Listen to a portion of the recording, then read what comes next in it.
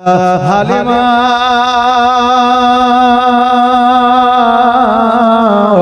রাদিয়াল্লাহু তাআলা আমার নবী মুস্তাফা সাল্লাল্লাহু তাআলা আলাইহি ওয়াসাল্লামকে কোলে নিয়ে যেন আপনার বাইরে বের হয়ে আসলে আব্দুল মুত্তালিব বলতেছে হালিমা আমার আমিনা তোমার কোলে উঠা দিয়েছে বলে হ্যাঁ আমার আব্দুল মুত্তালিব বলে শোনো আজকে আমার সন্তান আমার পোতাকে তুমি নিয়ে যাচ্ছ কিন্তু কোনো রকমের ব্যথা বেদনা যন্ত্রণা দিও না হালিমা বলতেছে আব্দুল মুত্তালিব আমি খোদার কসম করে বলি এই মুহাম্মদকে কোনো ব্যথা বেদনা যন্ত্রণা দেব না আব্দুল মুত্তালিবের কাছ থেকে আপনার বিদায় নিয়া ওটার পৃষ্ঠে যেন চেপে গেল আর ওটার লাগাম খানা ধরে টান দেয় ওর যেন আগে যেতে চাই না ওটার লাগাম দিয়ে যেন রক্ত বের হয়ে যায় ওট বলতে চাল লাগা আমার জবান খানা তুমি খুলে দাও আমি একবার হারিসের সঙ্গে কথা বলতে যাই আল্লাহ বললে আমার মহিমা বোঝা বড় দাও যাও যাও আমি তোমাকে জবান দিয়ে দিলাম তুমি একবার হারিসের সঙ্গে কথা বলে নাও হারিস বলতেছে এই চলো না কেন ওট বলতেছে ও হারে আজকে যে তোমার পিঠে যেই বাচ্চাটা চেপে আছে ওই বাচ্চাটা জগতের সাধারণ বাচ্চা নয় অতএব ওই বাচ্চাটাকে যতক্ষণ পর্যন্ত আগে না দিবা ততক্ষণ পর্যন্ত আমি ওট আগে যাব না নবীকে চিনিল 15 পশু কিন্তু আমরা মানুষ হইয়া চিনলাম না আমরা নবীর দিওয়ানা আমার হারিস বলল হালিমা এই বাচ্চাটিকে আগে দিতে হবে অতএব হালিমা তো সাদিয়া রাদিয়াল্লাহু তাআলা যখন আমার নবীকে কোলে নিয়ে আগে গেল ওর যেন দৌড়াতে আরম্ভ করলো হালিমা বলতেছে স্বামী গো ওর যেইভাবে দৌড়ায় আমরা যদি ওটের উপর থেকে যদি আমরা পড়ে যাই বাচ্চার হয়তো কোনো ক্ষতি হয়ে যাবে আর বাচ্চার যদি ক্ষতি হয়ে যায় আমাদের মক্কায় কেউ আর সন্তান দেবে না স্বামী গো উঠকে আসতে চলার জন্য বলে উঠকে বলল ওটরে এত জলদি চললে হবে না যে কোনো মুহূর্তে অ্যাক্সিডেন্ট হয়ে যেতে পারে উঠ বলতে যাহারে আমার নবীকে যারা না লইয়া চলে গেল আজকে ওই তাইবাসীদের আগে যতক্ষণ পর্যন্ত না যাব ততক্ষণ পর্যন্ত আমি জোরে চলা বন্ধ করব না ওই উটটা তো জোরে চলতে আরম্ভ করেছে যখন বাবা ওই তাইবাসীদের সঙ্গ নিয়েছে এবার তাইবাসীরা বলতে আছে এ হালিমা আজকে তোমার উটকে কি খাইয়েছ কোন জায়গার ঘাস খাইয়েছ কোন জায়গা তুমি লালি খাইয়েছ বলো বলো আজকে তোমার উটের পাওয়ার এত কেমন করে বেড়ে গেল হালিমা বলতেছে শোনো রে আজকে আমার উটে আজকে কোন রকমের লালির পাওয়ার নয় ঘাসের পাওয়ার নয় আজকে যে আমি উটকে সঙ্গে করে মক্কায় নিয়ে গিয়েছিলাম আজকে উটকে আমি 7 দিন ধরে কিছু খাওয়াই না আজকে যে পাওয়ার যে ক্ষমতা তুমি দেখতে আছো এই পাওয়ারের ক্ষমতা এটা হলো আমার নবীর মহব্বতের পাওয়ার জোরে বলুন সুবহানাল্লাহ এটা হলো নবীর মহব্বতের পাওয়ার নবীর মহব্বত যার মনের মধ্যে দিলের মধ্যে গেঁথে গেছে ক্ষুধার্ত থাকিয়া পেটে পাথর বাঁধিয়া এই ইসলামের জন্য জিহাদ যুদ্ধ করেছে জোরে বলেন সুবহানাল্লাহ খাবার না খাইয়া আপনার যুদ্ধ করেছে খন্দকের আপনার ময়দানে আজকে ওই খন্দকের যুদ্ধ করেছে ওই যুদ্ধে জয়লাভ করেছে পিপাসা ছিল ক্ষুধার্ত ছিল তবুও যুদ্ধে জয়লাভ করেছে আর আজকে আমাদের বর্তমানে খাবারের অভাব নাই তবুও নবীর প্রতি প্রেম ও ভালোবাসা কমে গিয়েছে হালিমা রাদিয়াল্লাহু তাআলা আনহা ওই উটকে লইয়া যখন বাবা বাড়িতে প্রবেশ করতে আসে দেখতেছে যেন ওই বাড়িতে যে খেজুর গাছে খেজুর ধরতো না ওই খেজুর গাছে খেজুর ধরে পেকে পেকে যেন জমিনের মধ্যে পড়তেছে জোরে বলে সুবহানাল্লাহ হালিমা যেন অবাক হয়ে গেল হালিমা বলতেছে স্বামী গো আজকে রাত্রি বেলায় যে স্বপ্নটা আমি দেখেছি আজকে আমার স্বপ্নটা বাস্তবায়িত হয়েছে আজকে আমার ছাগল বকরিতে দুগ্ধ দিতেছে আজকে আমি 6টা খেজুর পেয়েছি আজকে ওই খেজুরগুলো আমি আপনাদের জন্য নিয়ে এসেছি আজকে ওই খেজুর আমার কাছে আছে আমার কাছে খেজুর ধরেছে আজকে রহমতে রহমত বরকতে বরকত আমি রাতে যে স্বপ্নটা দেখেছিলাম ওই স্বপ্ন সত্য হয়ে গেছে যারা মুমিন হয় মুত্তাকি হয় সালেহীন হয় তাদের স্বপ্ন কখনো মিথ্যা হয় না আর আজকে আমরা এমন স্বপ্ন দেখি রে বাবা 100 এর মধ্যে 99.টা সত্য হয় না তা আমাদের স্বপ্ন এক কিন্তু যারা মুমিন হয় মুত্তাকি হবে সালেহীন হবে তাদের স্বপ্ন কখনো মিথ্যা হবে না হবে না হবে না জোরে বলেন সুবহানাল্লাহ হালিমা বলতে স্বামী গো আজকে আমার স্বপ্ন বাস্তবায়িত হয়েছে আমি রাতের বেলায় যে স্বপ্ন দেখেছি গো স্বামী আজকে ওই স্বপ্নটা আমার পূরণ হয়ে গেছে এটা আমি বুঝতে পারতেছি আমার নবী মুস্তাফা সাল্লাল্লাহু তাআলা আলাইহি ওয়াসাল্লাম মিচকি হাসি দিতেছে রাবিরা বর্ণনা করেছে নবী আমার যখন মিচকি হাসতেন আপনার পৃথিবীর আবহাওয়া পর্যন্ত পরিবর্তন হয়ে যেত জোরে বলেন সুবহানাল্লাহ হালিমা বলতে স্বামী গো আমার নবীকে একবার বাইরে থেকে ঘুরিয়ে নিয়ে আসে আমি ততক্ষণে আমার নবীর জন্য একটা দোলনা বানিয়ে নি এবার আমার নবীকে লইয়া হারির বাইরে এসেছে হালিমা যেন দোলনা বানিয়েছে একদিকে কেবল আপনার ওড়না বেঁধেছে আর একদিকে বাঁধতে বাকি আগের আমলে এত সুন্দর সুন্দর দোলনা ছিল না ছিল বাবা এখন দোলনা 1000 টাকা 1500 2000 দিলে কত সুন্দর দোলনা পাওয়া যায় ওই দোলনাতে কথা বলে মিউজিক বাজে লাইটিং জ্বলে এমনি নিজে নিজে আপনার ব্যাটারির সাহায্যে দোলে নাকি বলে এই রকম দোলনা আছে এ বাবাজি ভাইরা এই দোলনা পাওয়ার পরেও বাচ্চারা কিন্তু কান্দে আরামদায়ক ভাবে শান্তি ভাবে ঘুমায় না আর আগের যুগে মায়ের কাপড় দিয়ে আঁচল দিয়ে শাড়ি দিয়ে আপনার দোলনা বানিয়ে দেওয়া হতো আর ওই মা ওই বাচ্চাকে দোলনায় দোল দিয়ে আপনার শুইয়ে দিয়া দোলনা দিয়ে দিত ঢিকিতে আপনার চাল করত চাতাতে আটা করত সারা দিন মা কাজে কর্মে ব্যস্ত থাকতো আর সারা দিন সন্তান আরামদায়ক ভাবে ঘুমাতো আর এখন মা বোনদের কাজ নাই কাম নাই তবুও বাচ্চা আরামে বিছানায় ঘুমায় না এখান থেকে বোঝা যায় লক্ষ কোটি টাকার দোলনাতে যে শান্তি না মায়ের আঁচলে সেই শান্তি পাওয়া যায় কোটি কোটি টাকার দোলনার চাইতে মায়ের আঁচলের আপনার দাম সব থেকে বেশি জোরে বলেন সুবহানাল্লাহ বাবাজি ভাইরা এবার হারি যেন বাড়িতে চলে এসেছে আসার পরে এবার হালিমাকে বলতেছে তোমার দোলনা বাঁধা হয়নি বলেন না তুমি এত তাড়াতাড়ি বাড়িতে আসলে কারণটা কি হারিস বলতেছে বিবি রে এই বাচ্চাটা জগতের সাধারণ বাচ্চা নয় এই বাচ্চাটা নরমাল বাচ্চা নয় ওগো বিবি এই বাচ্চার মধ্যে অলৌকিক দৃশ্য আছে বলে কি অলৌকিক দৃশ্য বলো বলে আমি যখন বাইরে নিয়ে গেলাম ওই বাচ্চাটার একটা হাত ছুটে গিয়েছিল ওই হাতটা যখন দোলতেছিল আমি লক্ষ্য করে দেখলাম জমিনে যত খেজুর গাছ ছিল সমস্ত খেজুর গাছগুলো যেন হাতের সঙ্গে দোলতেছিল শুধু খেজুর গাছ নয় আকাশে যে সূর্য ছিল ওই সূর্য পর্যন্ত আমার নবীর হাতের সাথে সাথে যেন দোলতেছিল জোরে বলেন সুবহানাল্লাহ হালিমা বলতে যায় স্বামী গো আপনি তো এতক্ষণে বুঝতে পারলেন আমি ওই মক্কা নগরে বুঝে গিয়েছিলাম বলে কেমন করে বুঝেছে একটু বলো হালিমা বলতে যায় স্বামী গো আমাকে যখন মুহাম্মদকে কোলে দিয়ে দিল আর আমিনা যখন খেজুর আনতে গেল আমি আমার স্তন পরিষ্কার করিয়া ওই বাচ্চাটিকে মুহাম্মদকে যখন আপনার স্তন পান করাইলাম আমি খোদার কসম করে বলি আমার শরীরের যত অসুস্থতা ছিল সমস্ত অসুস্থতা দূর হয়ে গিয়েছিল জোরে বলেন সুবহানাল্লাহ ওগো স্বামী এই বাচ্চাটা আমার একটা স্তন পান করেছে, দ্বিতীয় স্তন পান করে না।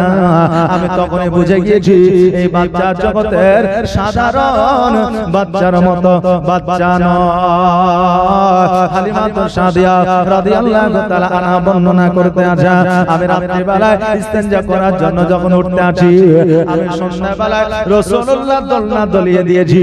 আমি রাত্রি বেলায় যখন উঠেছি দেখতে যেন আমার নবীর দোলনা দুলতেছে, আর নবী আকাশের দিকে তাকায়া তাকায়া নিচে হাসি দিয়া কারো সাথে যেন কথা বলতে আছে। জোরে বলেন সুবহানাল্লাহ। দাই হালিমা তোমার কোলে কে এসেছে দেখো না, জোরে বলেন সুবহানাল্লাহ। দাই হালিমা তোমার কোলে কে এসেছে দেখো না, আর দিন দুনিয়ার বাদশা সেজে তাজদারে মদিনা, মরুভূমির গরম বালি নরম পায়ে হাত মোলায়, আর সূর্য এসে উকি মেরে মুখ দেখে তার লজ্জা পায়।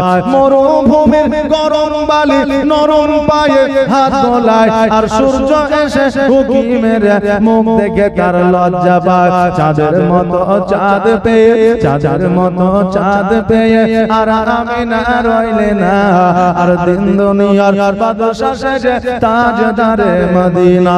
গায়ে হালিমা তোমার কোলে, গায়ে হালিমা তোমার কোলে কে এসেছে দেখো না, আর দিন দুনিয়ার বাদশা সেজে তাজদারে মদিনা। মেঘ এসে ছায়া করে মোর নবীজির মাথাতে, আর সাপ এসে হাওয়া করে দয়ার নবীর গায়েতে। আর মেঘ এসে ছায়া করে মোর নবীজির মাথাতে, সাপ এসে হাওয়া করে দয়ার নবীর গায়েতে। তাকিয়ে দেখে দয়ার নবী, তাকিয়ে দেখেন দয়ার নবী রহমতের খাজানা, আর দিন দুনিয়ার বাদশা সেজে তাজদারে মদিনা। গায়ে হালিমা তোমার কোলে, গায়ে হালিমা তোমার কোলে কে এসেছে দেখো না, আর দিন দুনিয়ার বাদশা সেজে তাজদারে মদিনা। আল্লাহুম্মা সাল্লাল্লাহু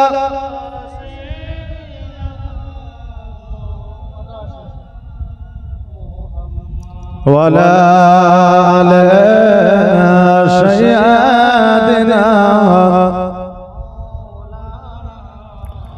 মুহাম্মাদ। আমার দয়ার নবী মুস্তাফা সাল্লাল্লাহু তাআলা আলাইহি ওয়াসাল্লাম পৃথিবীর মধ্যে এমন করে বাবা চলাফেরা করে যা, পৃথিবীর মধ্যে আমার নবীজির হাসি দেখি, আমার নবীর চেহারা দেখিয়া, আমার নবীর ব্যবহার আকলাক চরিত্র দেখিয়া মানুষ নিজেরা ইসলাম ধর্ম কবুল করেছে। কালেমা তাইয়্যিব লা ইলাহা ইল্লাল্লাহ মুহাম্মাদুর রাসূলুল্লাহ সাল্লাল্লাহু তাআলা আলাইহি ওয়াসাল্লাম কালেমা পড়েছে। নবীজির চেহারা দেখে, মুস্কান দেখে, হাসি দেখে মানুষ পাগল হয়েছে এবং নবীজির কালেমা পড়েছে। আজকে অনেক আলেম ওলামা রাবিরা বলেছে যে হযরত ইউসুফ আলাইহিস সালামকে দেখে নারীরা আপেল কাটতে গিয়ে হাত কেটে দিয়েছে, কিন্তু আপনার সাহাবীরা এবং অন্যান্য রাবিরা বলেছেন যে তখন তো ইউসুফ আলাইহিস সালামকে দেখে নারীরা আপেল কাটতে গিয়ে হাত কেটে দিয়েছে। তারা যদি রাসূলুল্লাহর চেহারা দেখতো তাহলে তারা হাতের বদলে গর্দান কেটে দিত। জোরে বলেন সুবহানাল্লাহ। তারা হাতের বদলে গর্দান কেটে দিত। আমার আপনার হালিমা রাদিয়াল্লাহু তাআলা আনহার যেন আপনার নাম করছে, প্রশংসা করছে যে হালিমা আজকে তুমি স্বপ্নটা দেখেছো, আজকে মক্কায় গেলাম, সন্তানটি নিয়ে আসলাম, এই জন্য আজকে আমাদের বাড়িতে বরকত হয়েছে। দেখবেন বিবিরা যদি ভালো কিছু করে স্বামীরা খুশি হয় না বেজার হয়? স্বামীরা খুশি হয়। আজকে বিবিরা যদি আপনার স্বামীদের যদি দেখাশোনা করে তাহলে ওই স্বামীরা আপনার বিবিদের জন্য দোয়া করে। আজকে পিতামাতার দোয়া যেমন সন্তানের জন্য জরুরি, তেমনি বিবির জন্য স্বামীর দোয়া জরুরি। আজকে পিতামাতা যদি সন্তানের জন্য দোয়া করে যে আল্লাহ তুমি আমার সন্তানকে ক্ষমা করে দিয়ে জান্নাতবাসী করে দাও, তেমনি স্বামী যদি স্ত্রীর জন্য দোয়া করে তা আল্লাহ পাক রব্বুল আলামিন ওই স্বামীর দোয়ার বদৌলতে স্ত্রীর জীবনের গুনাহ খাতা maaf করবে। যদি স্বামী একবার বলে দেয় যে আমার স্ত্রীর ব্যবহার চরিত্রে আমি খুশি, আমি সন্তুষ্ট, প্রতিষ্ঠিত, তা আল্লাহ পাক রব্বুল আলামিন ওই মহিলাকে একটা হজের সব দান করে দেয়। জোরে বলেন সুবহানাল্লাহ। বাপজি ভাইরা আমার মায়েরা, তাহলে ওই বিবির প্রশংসা করছে কে?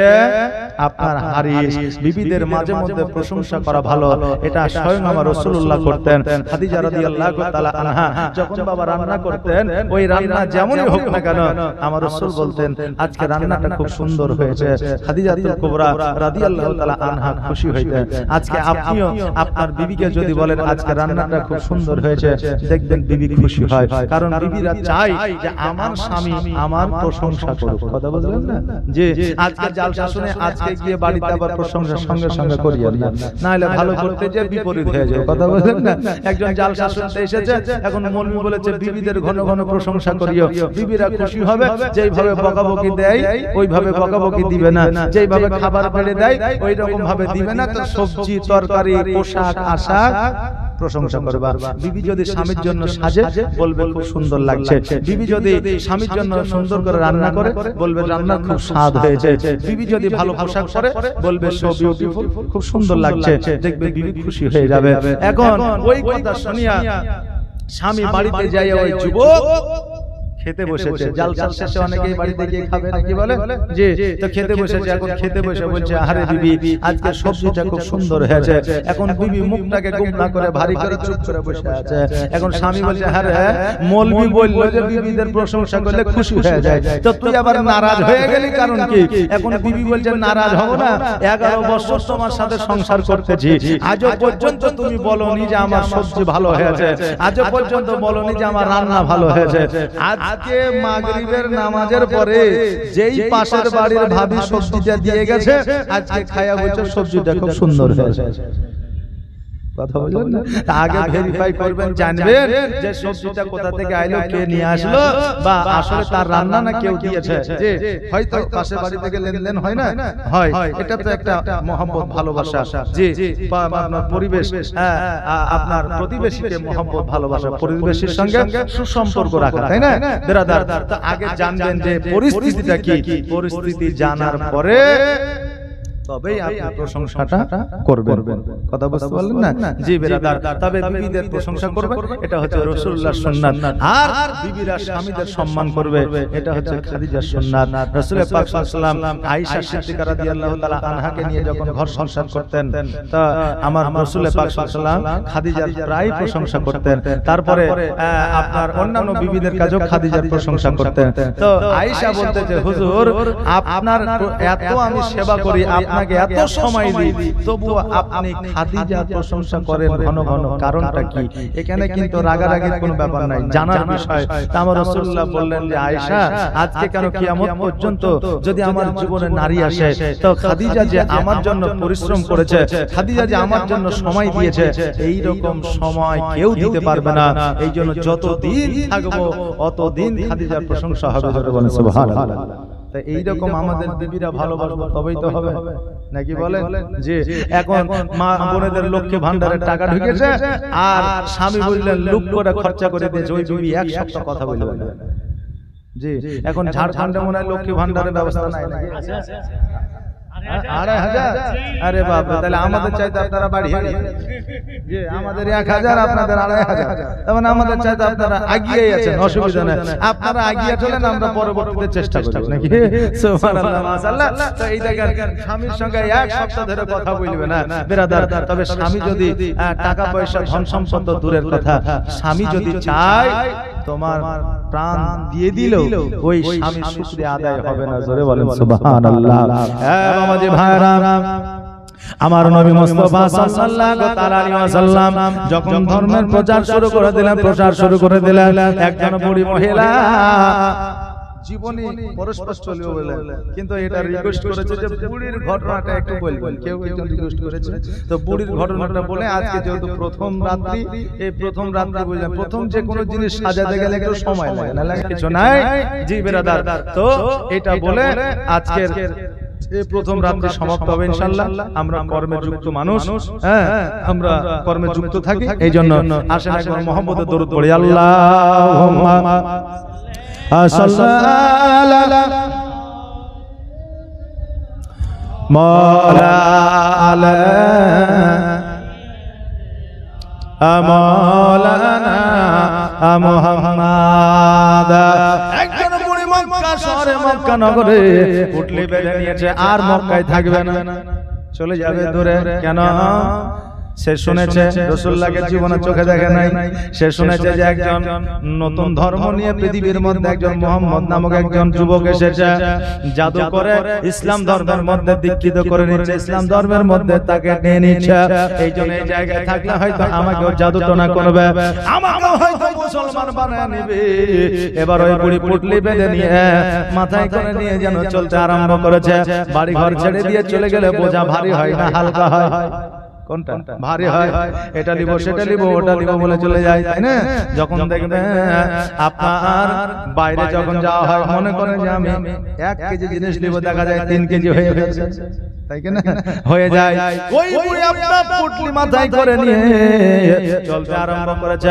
রাস্তার মাঝে আমার রাসূল পাক সাল্লাল্লাহু তাআলা আলাইহি ওয়াসাল্লামের সঙ্গে সাক্ষাৎ। আমার রাসূল পাক সাল্লাল্লাহু আলাইহি ওয়াসাল্লাম বলতেছে, বুড়ি মা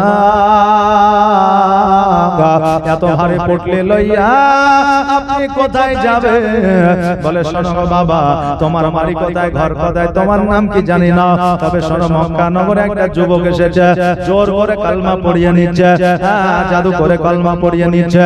আমি তার ভয়ে এই মক্কা ছেড়ে দিয়ে অন্য কোথাও চলে যাব, বসবাস করব, যেখানে আমাকে মুসলমান বানাতে পারবে না, কালেমা পড়াতে পারবে না।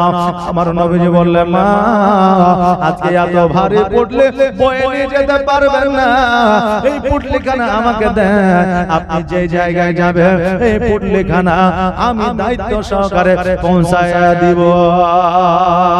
বুড়ি মা বলল, বাবা রে, তবে তাই হোক, মক্কা নগরে এইরকম সন্তান তো দেখি না, একমাত্র তোমাকে প্রথম দেখলাম, তবে তুমি যদি পুটলিটা নিয়ে যাও আমার বড় ভালো হবে, আমার আরাম হবে। এবার আমার নবীজি ওই পুটলিখানা নিয়ে পেছনে পেছনে যায়, আর বুড়ি মা আগে আগে যায়। এবার বাবা ওই বুড়ি মা একটা জায়গাতে যাওয়ার পরে এবার রাসূলুল্লাহকে বললেন, এই জায়গাতে আমি থাকবো, এখানে ওই মুহাম্মদ পৌঁছাতে পারবে না, অনেক দূরে চলে এসেছি। কিন্তু আমার নবীজি যদি ভারতবর্ষের মাটিতে ইসলামের প্রচার প্রসার পৌঁছে দিতে পারে, তা আমার নবী কি ওই বুড়ির ঘরে কালেমার দাওয়াত পৌঁছাতে পারবে না। কিন্তু বুড়ি তো আমার নবীকে চেনে না। এবার আমার নবী মুস্তাফা সাল্লাল্লাহু তাআলা আলাইহি ওয়াসাল্লাম ওই পুটলিটা রেখে দিয়া এবার বুড়িকে বলতেছে, মা তুমি থাকো, এবার আমি যাই। এবার বুড়ি মা বলতেছে, বেটা রে, আজকে এই রকম এত সুন্দর ব্যবহার চরিত্রের যুবক আমি কোনোদিন দেখি না, এত সুন্দর ভাষা, এত সুন্দর কথাবার্তা আমি আর দেখি না। তবে শোনো, তোমার নাম কি, তোমার পরিচয়টা কি একবার জানতে পারি? আমার রাসূল পাক সাল্লাল্লাহু তাআলা আলাইহি ওয়াসাল্লাম বললেন, বুড়ি মা আমার নাম জানতে হবে না, আমার পরিচয় জানতে হবে না। আমার বুড়ি মা বললেন, ওগো যুবক, আজকে যতক্ষণ পর্যন্ত তোমার পরিচয় না দিবা আমি ততক্ষণ পর্যন্ত তোমাকে ছাড়বো না, ততক্ষণ পর্যন্ত তোমাকে যাইতে দিব না।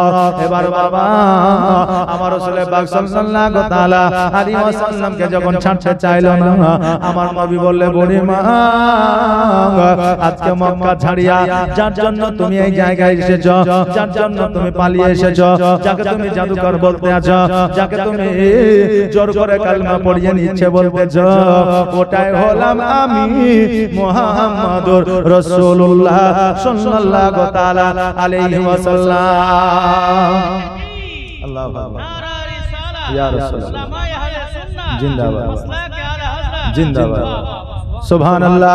হ্যাঁ বাবা রে ভাইরা, আমার নবী মুস্তাফা সাল্লাল্লাহু তাআলা আলাইহি ওয়াসাল্লাম যখন এই কথা বললেন, বুড়ি মা সঙ্গে সঙ্গে আমার নবীজিকে কাগতি মিনতি করে বলতেছে, ইয়া রাসূলুল্লাহ, ইয়া হাবিবাল্লাহ, নবী গো, আজকে আপনার সম্মুখে আপনার নামে আমি শুনেছি এরকম কথা, কিন্তু আপনাকে ডাইরেক্ট কোনোদিন দেখি নাই, কিন্তু আপনি জাদুকর কখনো হতে পারেন না, আপনি কখনো জোরপূর্বক কালেমা পড়াইতে পারেন না।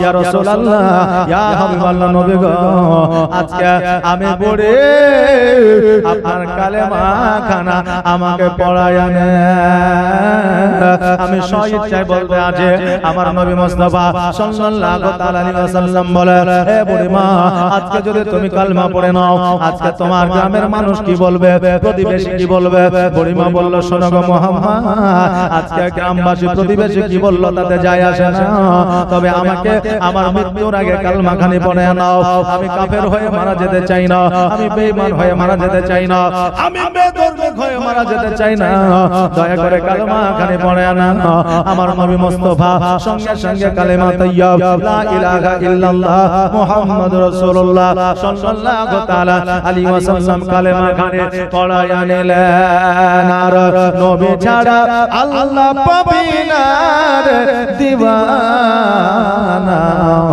নবী ছাড়া আল্লাহ পাবে না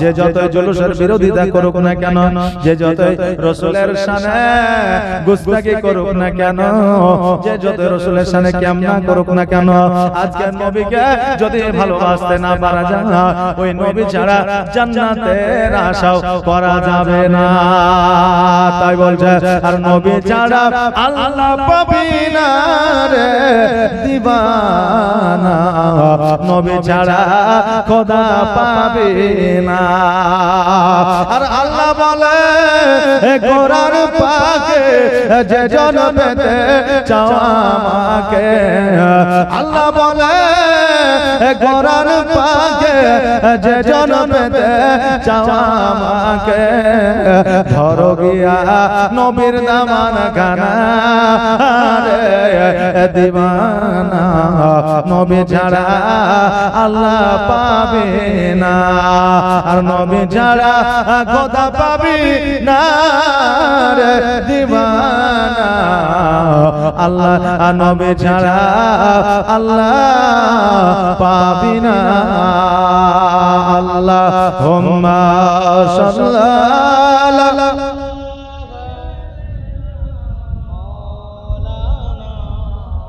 মুহাম্মাদ ওয়ালা আলে মাওলানা